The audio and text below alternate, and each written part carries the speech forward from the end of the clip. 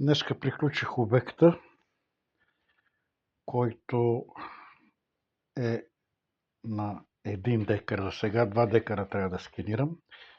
Човека си пожела да му сканирам целия 1 декар с грид мрежа, която иска всичко да вижда под земята къде е водата, къде не е водата, защото преди е имал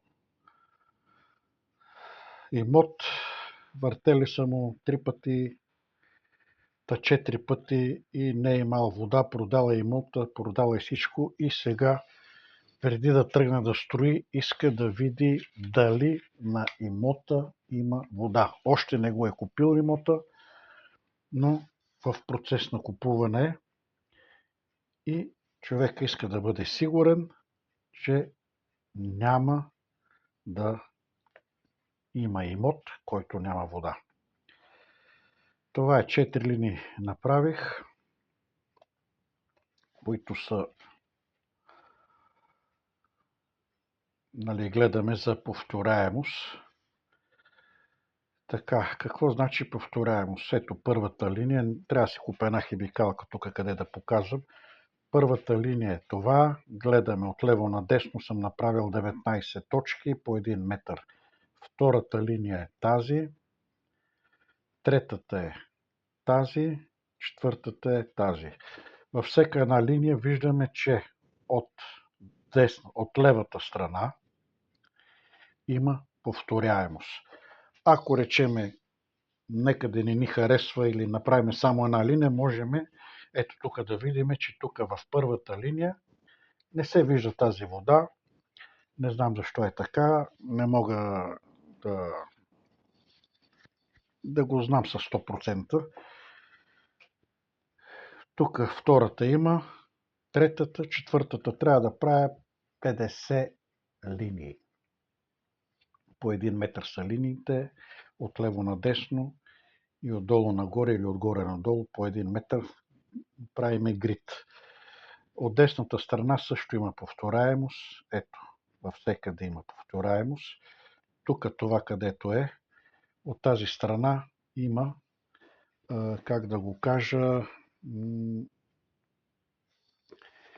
има някакво, не е аномалия, но няма никъде повторяемост. Само в това е. Не знам, може някакво наслагване да има. Ще го видиме. Горе-долу в тези линии виждаме, сега тия разрезите ще ги видиме по 1 метър дето са.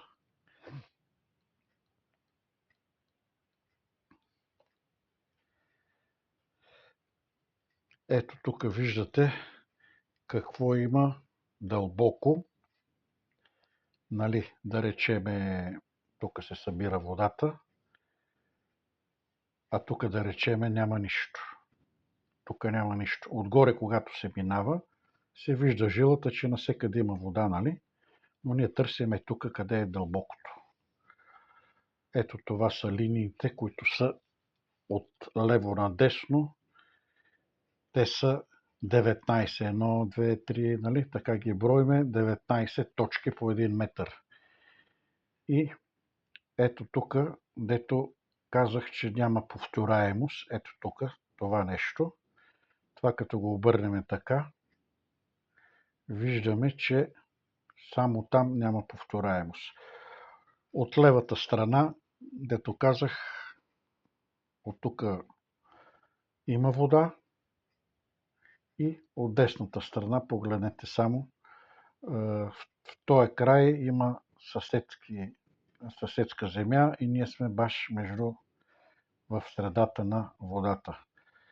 Това е с тия линии. Тези линии могат да бъдат и 100 метра, и 500 метра. Те са линии, точки в едната линия. Горе-долу това е. Тук вече гледаме разрезите отгоре надолу, на колко метра искаме Нали? И виждаме за какво става въпрос. Това са дълбочини. Ако ни интересува, нали? Има най-различни опции. Ето това е, дето одеве си говорихме, дето водата минава отгоре жилата и се събира ето тук. Тук виждаме дълбочините. Това е до 100 метра, нали? И се изчислява къде най-добрият сондаж. Ето тая аномалия, дето говорихме от средата тук, нали? И това е тук, на 100% го знам, че има вода, защото багетите ми ги показаха. Ето тук са, където са наслагани, нали, в концентрация. Това е отгоре надолу и тук виждаме колко е широка жилата, която аз се мерих. Там имам го записани 3 метра ли колко беше. 4 метра. Това виждаме широчината на жилата. Ето тук не я виждаме. Не знам защо така не я виждаме. Тая линия започва още от 5 метра. Те може да са такива до 30 метра водите, а тук вече започва от по-надолу. Така, това го видяхме. Какво не сме видели още? Тук са най-различни дълбочини. Аз, нали, ги меря с багетите дълбочините, но тук можете да ги видите и какво ни дават и всичко съвпада с тези. Нали. Това са единични линии, като започнем. Тук вече имаме дълбочини. Започваме от първа линия. Виждаме как е. Тук от десната страна винаги има вода. Започваме с втората линия и гледаме повторяемост. Ето тая водата от средата, дето казах, че е някаква аномалия. Започваме с. Това е третата. Ето пак в десно има вода, в лево има вода. Четвъртата линия. Ето пак в десно и тук, където потъва тая вода надолу. Така, това е горе-долу. Това го видяхме.